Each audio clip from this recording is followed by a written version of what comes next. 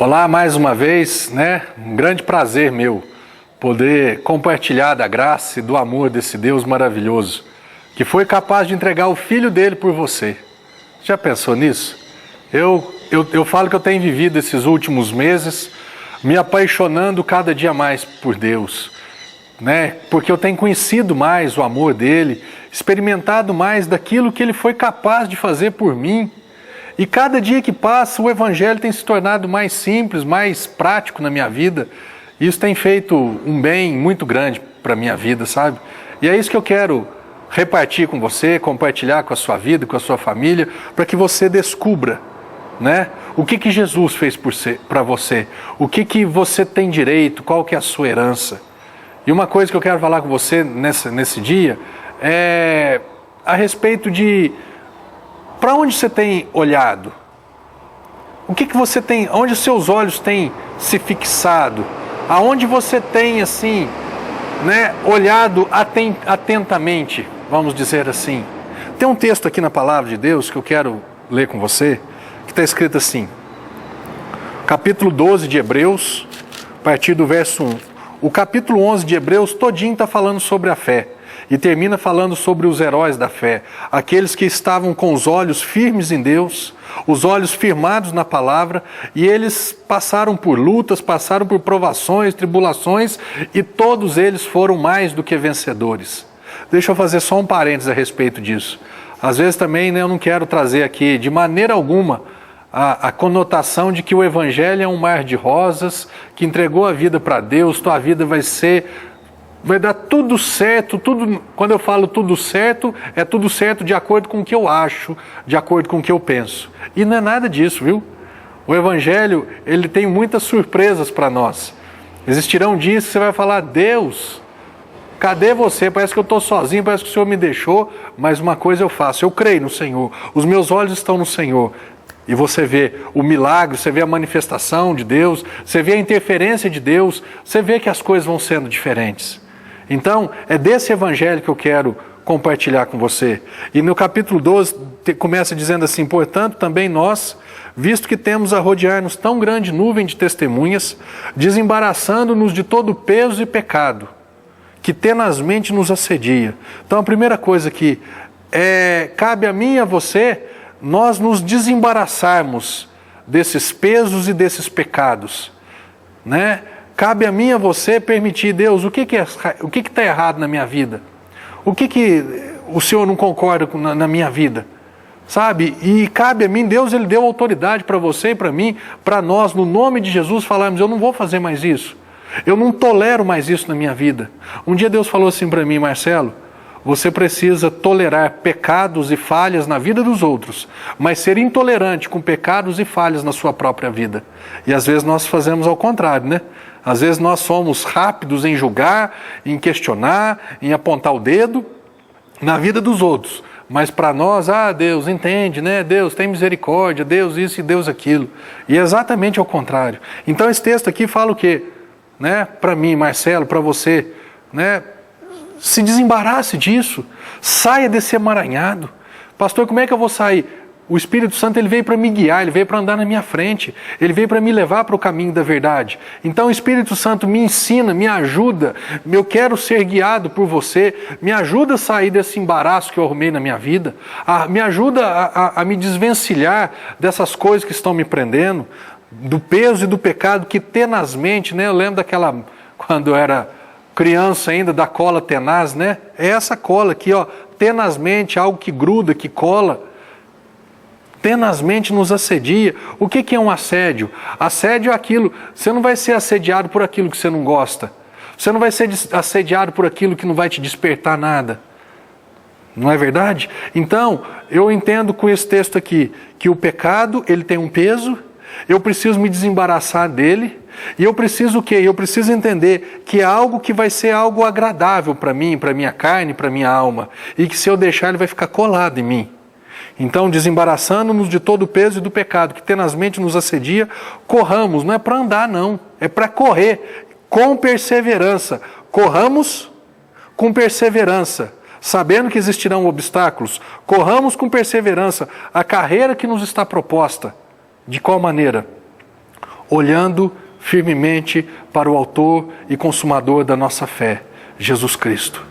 Meu irmão, olhando firmemente para o autor e consumador da nossa fé, Jesus. Pastor, como é que eu olho para Jesus? Cadê Jesus? É a palavra, é o próprio Senhor. Ele disse, eu sou o verbo. O verbo é a palavra é Jesus, Jesus é a palavra.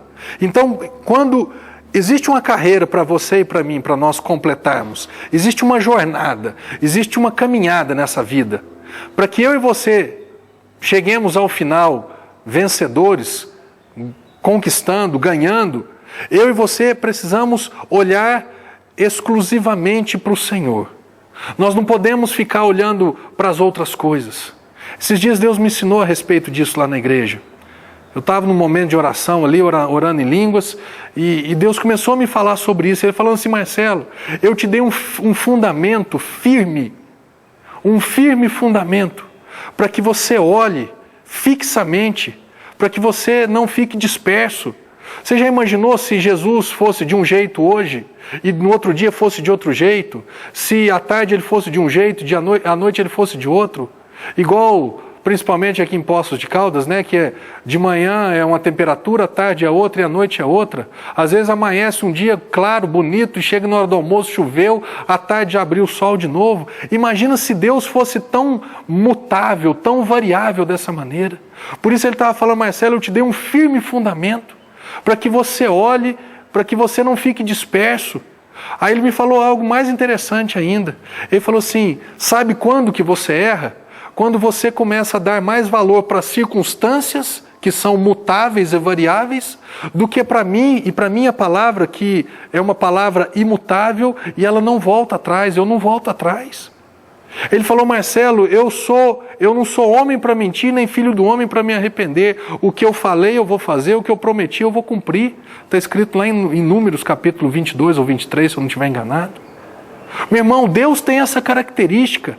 A imutabilidade é um dos atributos mais fantásticos de Deus, sabe por quê? Você pode crer nele. Você pode confiar nele 100%, porque ele não vai mudar. O que tem que mudar, meu irmão, são as circunstâncias. E nós, o que acontece? Nós, às vezes, ficamos olhando para as circunstâncias, que são mutáveis e variáveis, e deixamos de olhar para Deus, que é um Deus invariável e imutável. Nós olhamos para as circunstâncias para crer. Ouça isso. Tem um versículo na palavra, aqui em Atos capítulo 16, verso 31. Crê no Senhor Jesus e serás salvo tu e a tua casa. Essa é uma promessa de Deus. Creia, tenha certeza em Deus, e você vai ser salvo, e a tua casa vai ser salva. Por que a tua casa vai ser salva? Porque você vai crer, você vai confessar, você vai profetizar sobre a vida deles, não é ficar falando na cabeça deles o dia inteiro não, viu? Viva o Evangelho dentro da sua casa, e as pessoas vão começar a experimentar do amor e da graça de Deus na sua vida, e vão chegar à conclusão um dia assim, ó, eu quero esse Jesus que você vive, eu quero entregar minha vida para o Senhor também. Creia no Senhor e a tua casa vai ser salva. E às vezes o que acontece? A gente diz que crê em Deus e fica olhando na pessoa. Aí aquela pessoa parece que cada dia está pior, está mais longe de Deus. E aí você chega para Deus e fala, ah Deus, a tua palavra não se cumpriu não. Ah Deus, a tua palavra não é verdadeira não. Porque o fulano, cada dia que passa ele está mais longe, mas espera aí. Quem diz que é para você olhar para a circunstância, que a circunstância vai mudar? Você precisa olhar para Deus. Crer no Senhor Jesus. E a circunstância vai mudar. E nós, às vezes, estamos apoiando a nossa fé, nós estamos colocando os nossos olhos, na onde? Nas circunstâncias, nas coisas que hoje existem, amanhã não existe mais. Você está entendendo e está concordando comigo? Meu irmão, eu e você, nós precisamos dessa fé. Sabe o que é fé? Fé não é esperança, fé não é querer demais, fé não é desejar ardentemente, fé não é expectativa, fé é certeza. A fé é a certeza. Certeza. Certeza não tem sombra de dúvida. Certeza não tem espaço para dúvida, não tem espaço para mais nada.